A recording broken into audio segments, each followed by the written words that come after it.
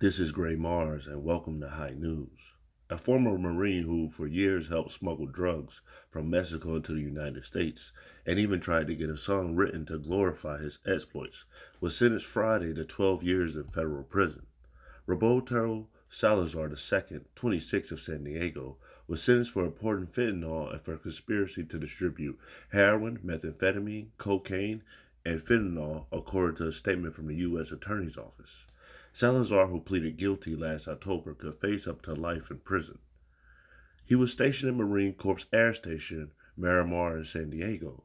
Prosecutors said that before joining the Corps and while on active duty, he and couriers he recruited made dozens of smuggling trips across the border. Salazar would obtain cars that were driven to Mexico where drugs were loaded into the engine compartments. Couriers would then drive them back across the border into the United States, prosecutors said. The scheme began around 2015, authorities said. By the time of his arrest last year, Salazar had become so involved in drug trafficking that he was commissioned a Mexican songwriter to write a drug ballad known as Narco-trafficking about him, the U.S. Attorney's Office said. In the line that Salazar suggested to the songwriter, he boasted, "I wanted to study and become a soldier, but I like the fast life better," the office said. Some of the couriers recruited by Salazar were former Marines or classmates at Southwestern College in Chula Vista. This case involved a Marine who was supposed to protect and defend our country, but instead brought great harm to Americans by trafficking fentanyl and other dangerous drugs, U.S. Attorney Randy Grossman said. He also betrayed his solemn oath by recruiting other Marines to do the same.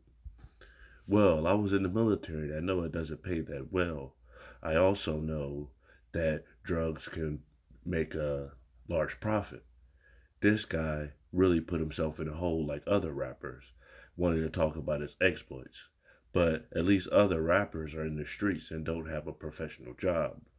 This man decided to have a professional job where he's actually supposed to defend and protect, and instead he brought drugs into the country. Please like, share, subscribe to Great Mars. And thank you again for listening to High News.